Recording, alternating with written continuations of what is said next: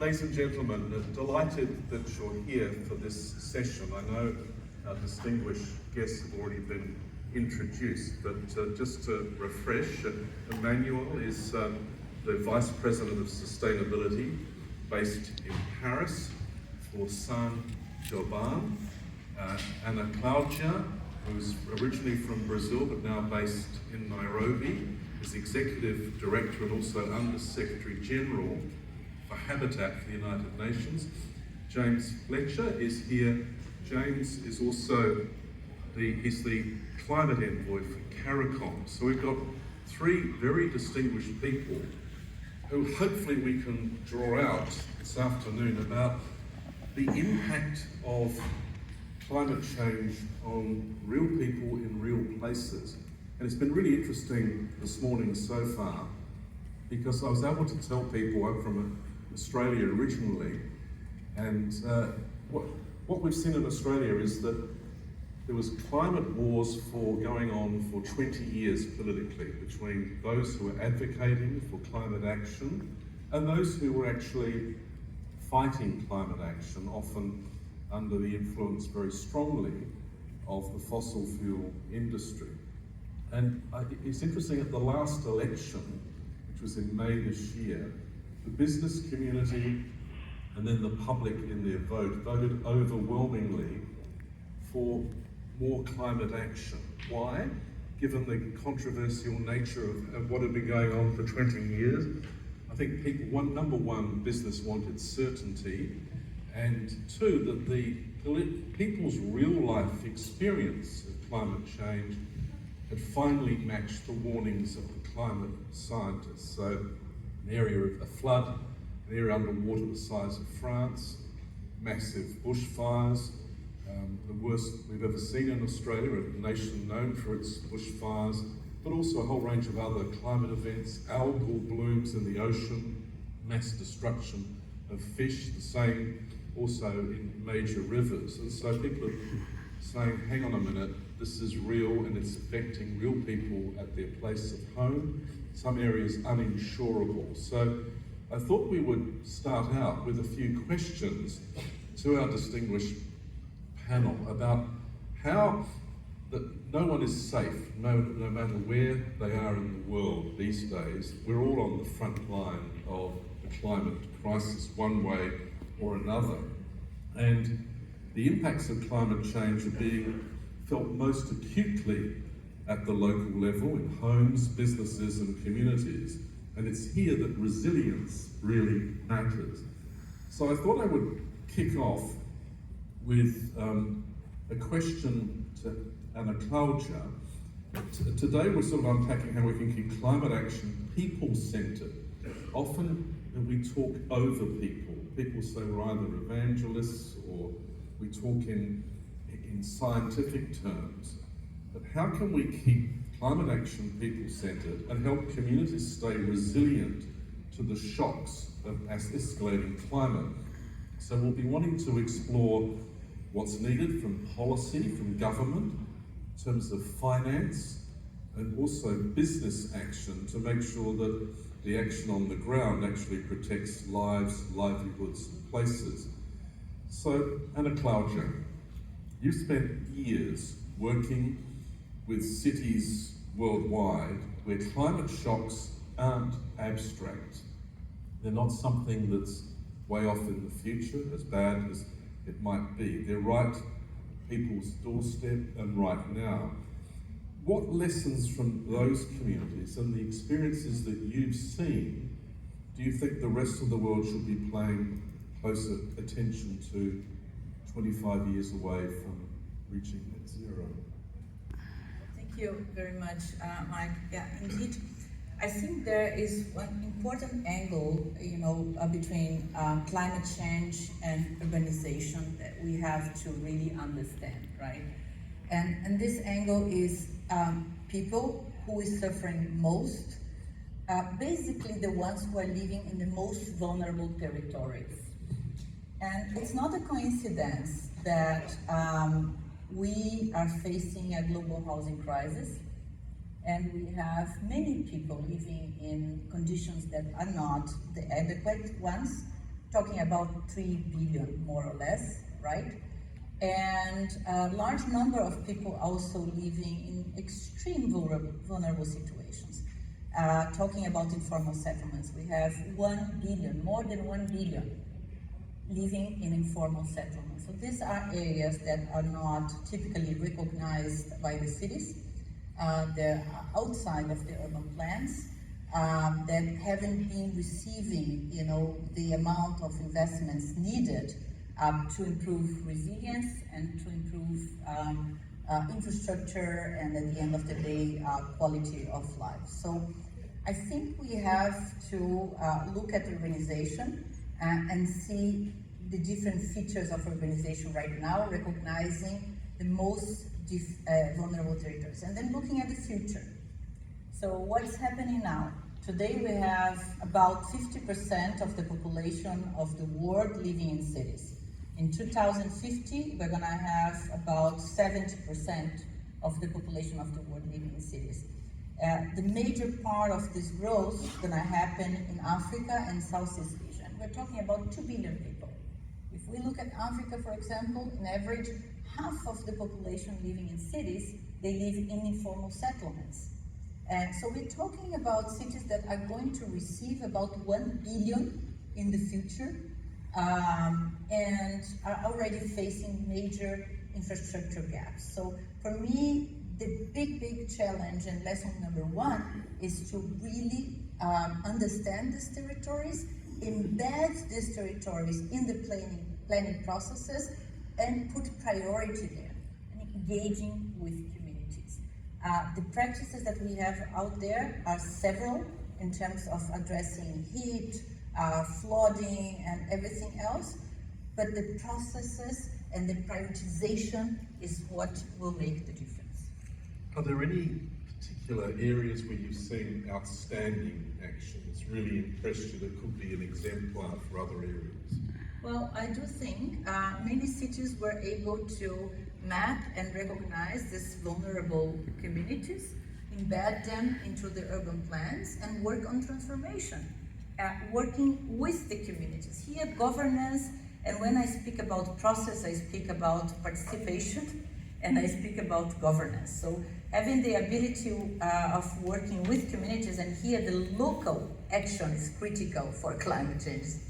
So first the urban lands, and then secondly the local action, because mayors, local authorities, they have much more capacity or ability to talk with communities, and communities, they know the solutions. They know the context just much better. So we can apply our know-how, our expertise, nature-based solutions, sponge cities, make the cities greener, improve and expand, the parks and public spaces. We can do that all, but we should do that with the communities because they understand what are the opportunities, they know the context, and they are able to match with more resources. Thank you, James. CARICOM has faced hurricanes after hurricanes, from Hurricane Maria to Irma to Dorian, hitting capital cities and towns that are also the economic lifeblood of member states. From your perspective, what are the biggest gaps in resilience, and what needs to change now to better protect people and their livelihoods? Thank you. In the Caribbean, resilience is not an abstract concept. It's something that we have to deal with every single day. And very often people focus on the major extreme events, so the hurricanes. So Tropical Storm Erica goes through Dominica in 2015 and causes damage equivalent to 90% of that country's GDP.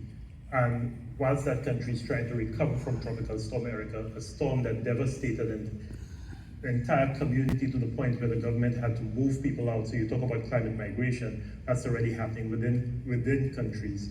2 years later, Hurricane Maria passes and destroys Dominica completely, to the extent of 226% of that country's GDP is destroyed. So a country goes from being relatively prosperous, although recovering from a tropical storm, to the following day seeing over 2 years of economic output wiped out. That same year, Hurricane Irma goes through the British Virgin Islands and causes damage of 300% of GDP. So I think it's difficult for someone who does not live in the Caribbean to understand the impact that a hurricane has on the Caribbean. You've heard of some of the really devastating storms in the United States of America. You've heard of Katrina and what that did to Louisiana. You've heard of what the storm that hit the eastern seaboard of the United States. But the rest of the US survives. Whatever catastrophic has happened in New Orleans, the rest of the US survives. The rest of the US goes on business as usual. When a hurricane goes through the Caribbean, the entire country is decimated. Every single element of the operations of that country, governance, social services, everything is completely decimated. And that happens on a regular basis. So almost every island is in a regular cycle of repair and recovery. And as I said, it's not just the hurricanes, it's the droughts that devastate agriculture. So farmers have to be abandoning their vegetable plots and moving on to something else. It's the flooding that takes place sometimes out of season that causes massive damage. And some of these countries are criticized for having high debt to GDP ratios, but when we drill down, we recognize that a lot of that debt is because they've had to be constantly borrowing money to recover from hurricanes. So the very easy, simple answer to that question is finance. Finance is required because for all of the islands, they know what resilience looks like. They know what they have to do to become more resilient. They know what they have to do to deal with flooding events that used to be 1 in 100-year flooding events, but now 1 in 10-year flooding events. So hurricanes that move like Hurricane Otis did from being a tropical storm to a Cat 5 hurricane in the space of 12 hours. So imagine you're preparing for a tropical storm, and then when it hits your island, as it did in Acapulco, when it hits that part of Mexico, it's now a Category 5 hurricane. That's what we have to be dealing with. So it's finance to allow us to develop that level of resilience. Finance to be able to build up our infrastructure so that that infrastructure is able to withstand, as best you can withstand a Category 5 hurricane, withstand and recover. We talk about bouncing back, but we say no, not bouncing back, we want to bounce forward. Because if you're constantly bouncing back, it means that 3 years later, you're at the same point where you were 3 years ago. So we need that type of support that will allow us to continuously move forward, which we're not getting. And an insurance mechanism that I think is a lot more sympathetic because, as you pointed out, the Caribbean is based on two major drivers of its economy, agriculture and tourism, particularly tourism.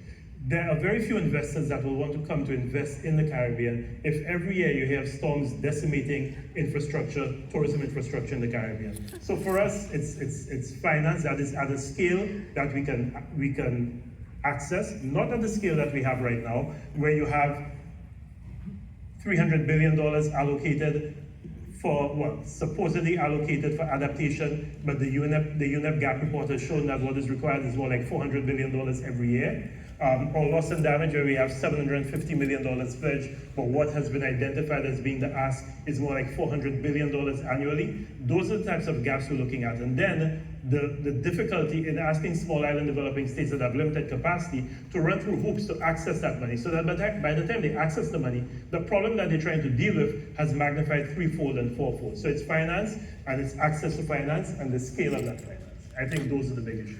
Thank you, James. I guess touched on, of course, infrastructure, and that brings me to Emmanuel.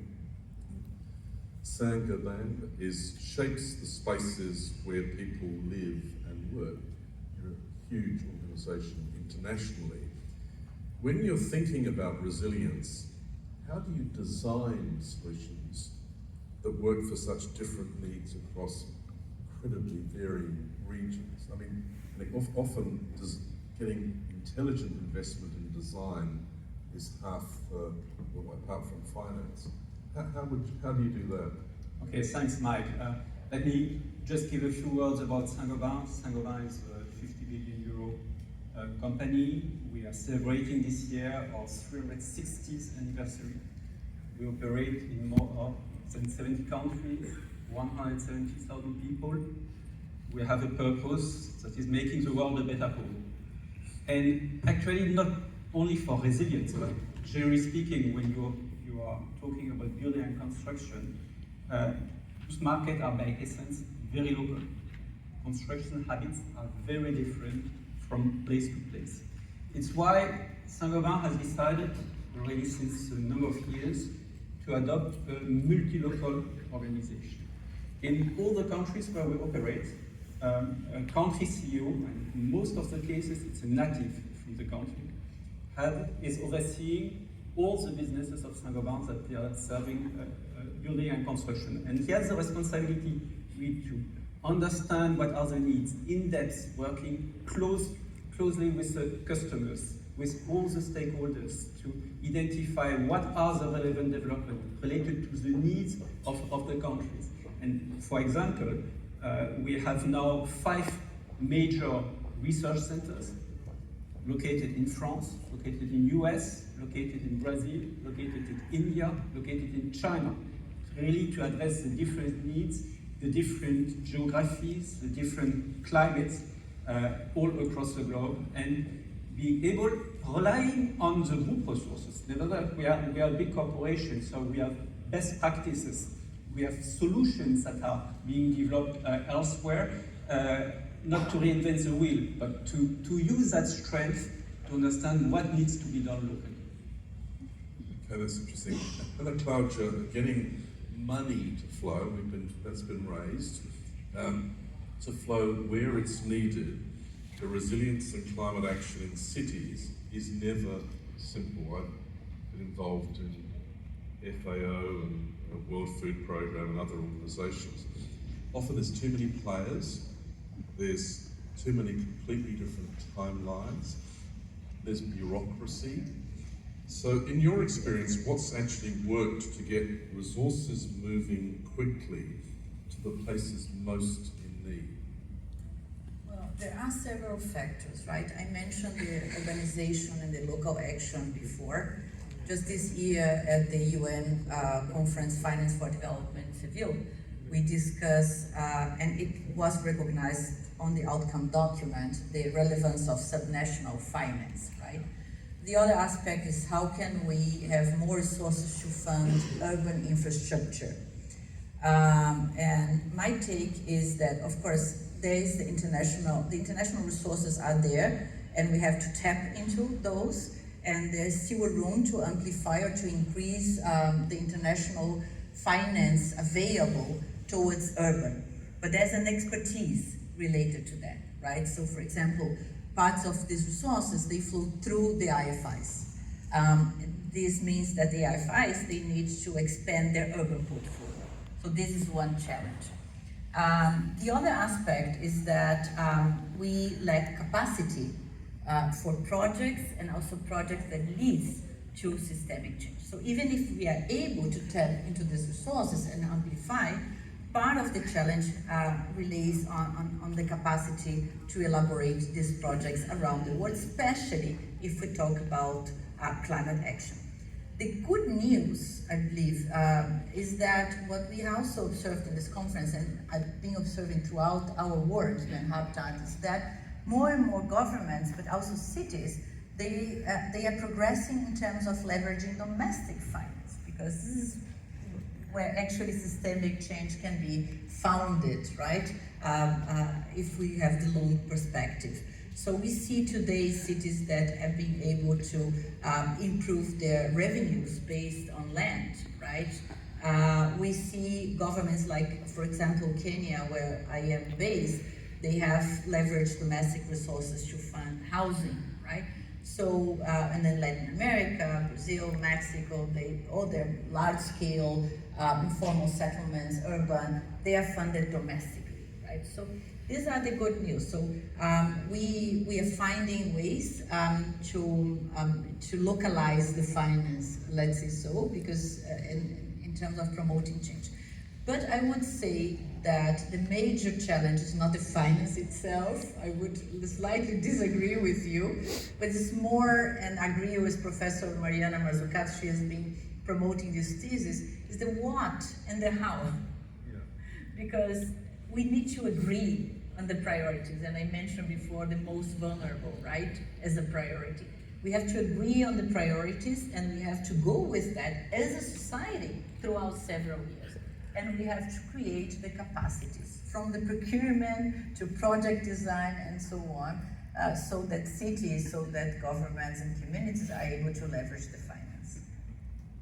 Which brings me back to James. And for many CARICOM states, the biggest hurdle isn't knowing what needs to be done, because you've been struck repeatedly, the same thing repeating and repeating. It's getting the money back to flow fast enough to build, to really build resilience. From your perspective, what is actually working best to unlock finance, get it to the communities that need it most? I think blended finance is one that we've seen work very well. So a combination of public finance to de-risk projects, particularly projects in the renewable energy sector. We've seen it work in Dominica, for example, very well, that embarked on a very ambitious geothermal project, and was able to do that with public finance to de-risk a lot of the early work, the geotechnical work. So I think where you see a combination of public finance and private finance, we have to be, although, a little careful here, because we've always said that the funding for adaptation and loss and damage should not be primarily private finance, because it's a little unconscionable to ask a country or a group of countries like the Caribbean that have contributed historically and continue to 0.2% of global greenhouse gas emissions, that they now have to borrow money from the same countries that have caused the problem to create the resilience that they need to deal with the problem. I don't think that's the equivalent of you breaking my knees with a baseball bat and saying to me, I need to borrow money from you for the surgery, for the cast, and for the crutches that I need to get better again. So we've always said that the private finance for things where we can reduce the cost of energy, which is a no-brainer, 40 US cents per kilowatt hour from imported fossil fuels, to bring that down to maybe 20 cents using renewable energy, we can borrow money to do that because there's a return on that investment.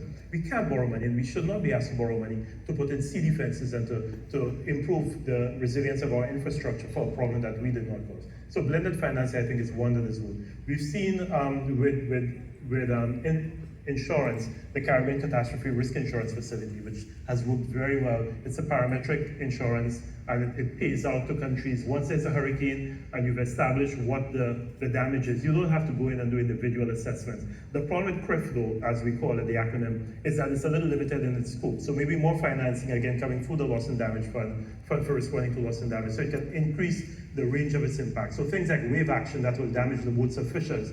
The Prime Minister of Barbados, Mia Motley, found that she couldn't get that covered on the CRIF because it didn't extend that far.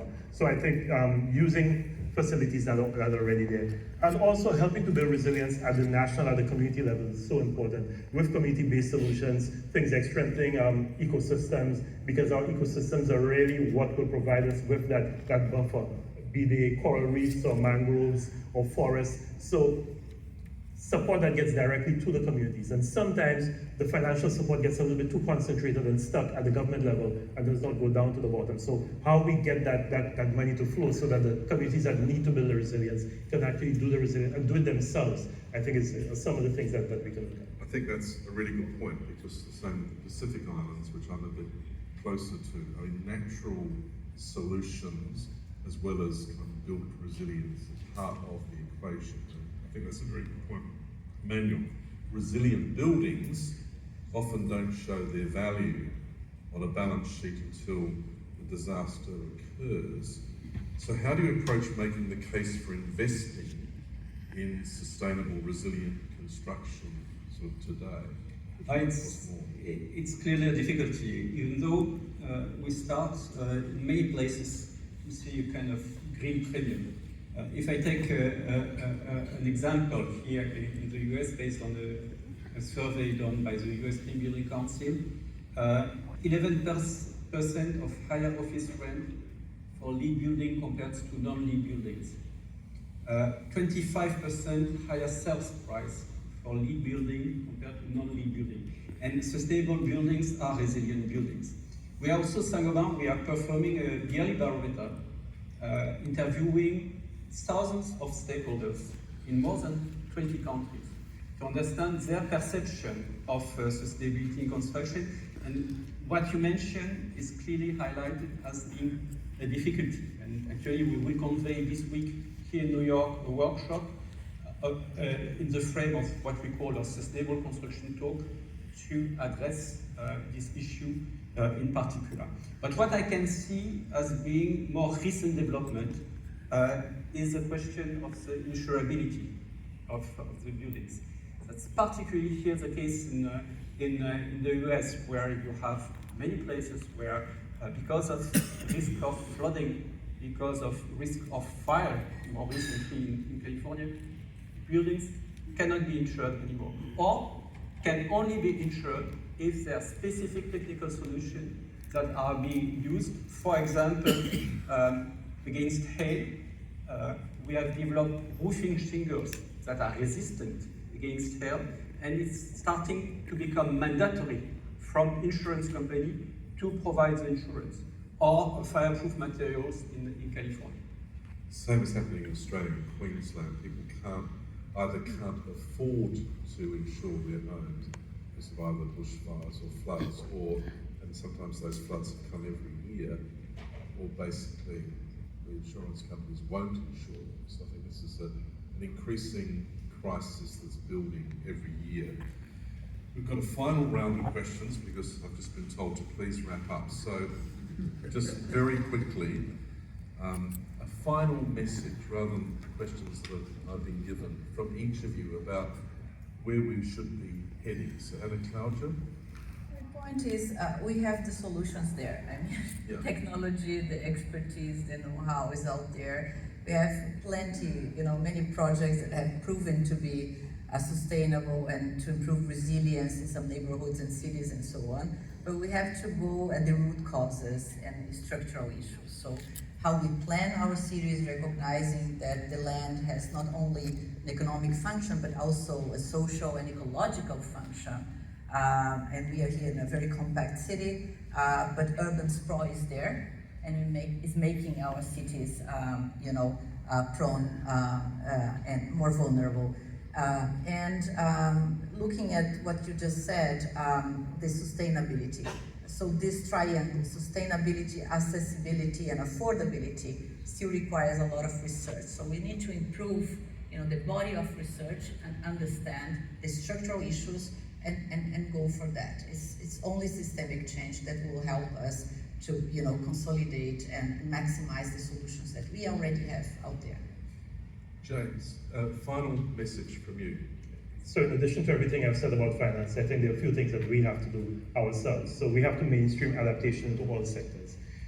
We have to look at how do we cause every single one of our sectors to become more resilient. The health sector, tourism, education, infrastructure, agriculture, water, they're all impacted by climate change. So it has to be a very far-reaching adaptation strategy to build resilience into all these sectors, particularly at the ecosystem level, because healthy ecosystems will give us the kind of resilience that we need to be able to withstand the impacts of climate change that are worsening. Secondly, we have to ensure that we engage with youth and civil society. I think too often the response, particularly in small island developing states, interestingly and very curiously, has been a government-led response. We need to engage with civil society and with young people so that they can be at the center of whatever we're doing, because we're doing it for them, and we can't do it for them if we're not doing it with them. And my final point is we need to pay attention to something that's different this year that was not the case last year.